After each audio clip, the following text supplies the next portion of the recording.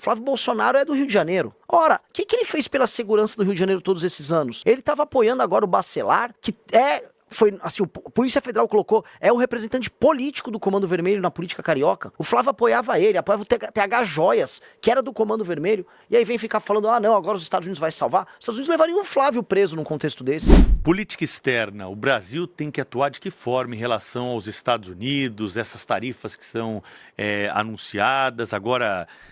tem essa notícia do fim de semana que nós abordamos mais cedo aqui, do veto à carne brasileira pela União Europeia. Tem que ser uma política mais agressiva, o Brasil tem que se posicionar, ou na tua avaliação nós precisamos dançar conforme a música porque não somos tão fortes quanto outras economias mundiais? Ela respondeu pra mim. Infelizmente, por mais que muita gente... O Lula fica vendendo essa história de soberania. Não tem soberania nenhuma. O Brasil depende da China pra ter grana, vendendo soja e minério de ferro. A situação humilhante que o Brasil tem com relação à China.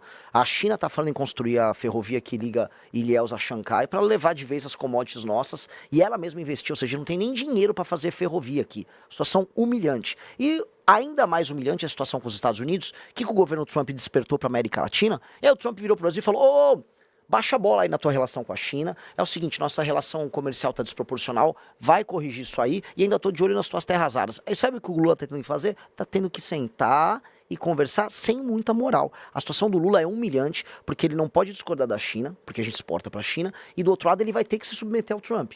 Então, o que o Brasil tem que fazer? O Brasil tem uma posição que ela, vamos dizer, nos permite negociar bem, é a questão das terras raras. Porque os Estados Unidos precisam disso. Os Estados Unidos hoje estão numa posição de fraqueza com as terras raras. Para aquela que estamos assistindo, né, essas terras raras que são minérios especiais, aí na tabela, parte de baixo da tabela periódica, disprósio, neodímio, um monte de nome esquisito, parece nome de remédio. Um jato F-35, que é a base do sistema de defesa e ataque do governo americano, ele usa 0,5 tonelada de terras raras. E os Estados Unidos não produzem e processam nada disso. E a China tem? Tudo. Não, eles compram tudo da China. Ou seja, a China olha, os jatos de guerra americanos, os drones americanos, são todos feitos com material chinês. Os Estados Unidos precisam montar a cadeia própria. Quem tem 20% da reserva global? E quem está no continente deles é o Brasil. Então o Brasil precisa usar essa posição para falar, você quer conversar, Estados Unidos?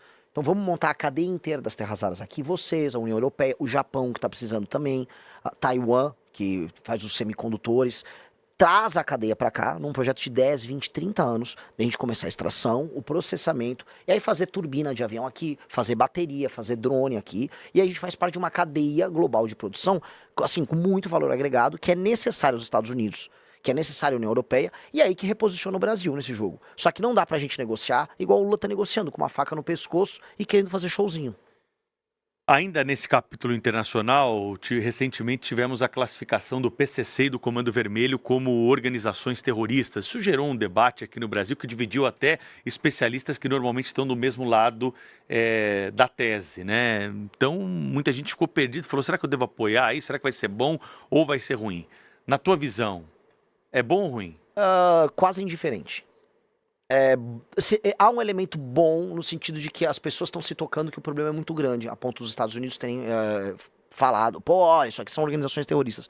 Do ponto de vista da cooperação internacional, a gente vai ter que fazer, por exemplo, a Polícia Federal Brasileira tem um acordo de cooperação com a CIA, ela tem com o FBI. São instituições diferentes. Agora, do ponto de vista da execução, para derrotar o PCC e o Comando Vermelho, o governo brasileiro vai ter que atuar. Não são os americanos. O problema é que os bolsonaristas lá ficaram vendendo, agora vai dar certo. Vai dar certo o quê? Você vai chamar os americanos pra virem resolver um problema nosso? Novamente, é aquela coisa da constante humilhação do Brasil. Esses caras ficam humilhando o Brasil. O Lula humilha o Brasil quando vai lá nos Estados Unidos e fica negociando terra rara por conta de uma fraqueza interna dele, de projeto dele, que ficou puxando o saco da China. E do outro lado, o Flávio Bolsonaro vai lá comemorar. Trump, tira uma foto igual, sabe, um cara que tinha foto com o Neymar, com um ídolo.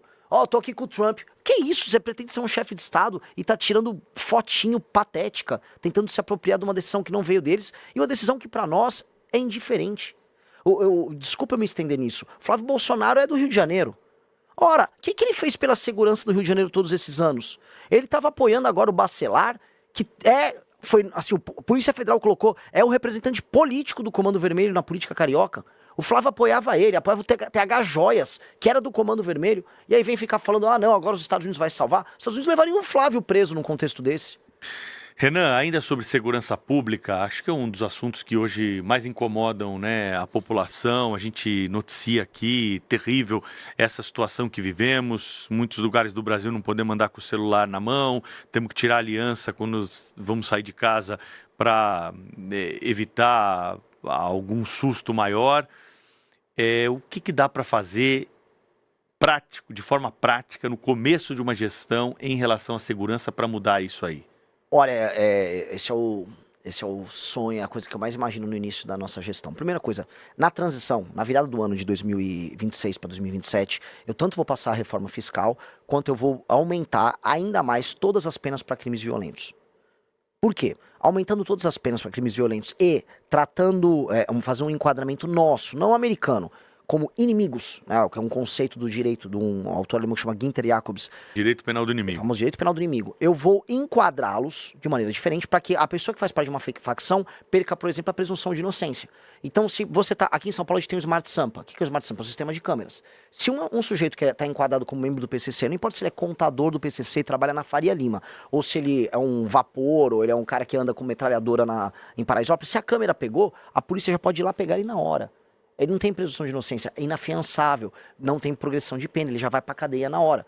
Então, com isso, o Estado fica armado, do ponto de vista institucional, para fazer o que eu quero fazer. O que eu quero fazer? No dia 5 de janeiro eu tomo posse. Dia 6 de janeiro eu estou em Santa Quitéria, no Ceará, e eu vou começar a colocar em estado de defesa, que é tipo uma GLO, só que com algumas, vamos dizer, características a mais, certas cidades, bairros ao redor do Brasil que estão tomados pelo crime organizado. Não é botar o Brasil em estado de defesa, é botar estes lugares para que a polícia, junto com o governo federal, entre, prenda todas essas figuras, liberte as pessoas que moram ali e aí a gente começa a retomar o território nacional. E aí a gente vai fazer uma limpa que a gente nunca viu. Eu preciso fazer, senão eu falhei como presidente, no final do primeiro ano a pessoa se sentir segura para andar com o celular no meio da rua, e todos os bairros brasileiros estarem livres do crime organizado. Se eu fizer isso, aí eu entro na fase 2 do meu governo, que é a desfavelização do país. É mais ou menos que nem o Bukele fez lá em El Salvador? É muito parecido com o que o Bukele fez. A questão é que é em uma escala muito maior. O Salvador é como se fosse um bairro em São E Paulo. a Constituição brasileira? Vai ter gente que vai falar que as garantias não estão preservadas aí. Não, porque o direito penal do inimigo, ele é perfeitamente compatível com a Constituição brasileira, com os princípios constitucionais que estão, por exemplo, colocados ali como cláusula pétrea. Uhum. E existem distinções já no direito penal nosso. Então, não há um problema em receber não só o direito penal do inimigo, como em aumentar penas.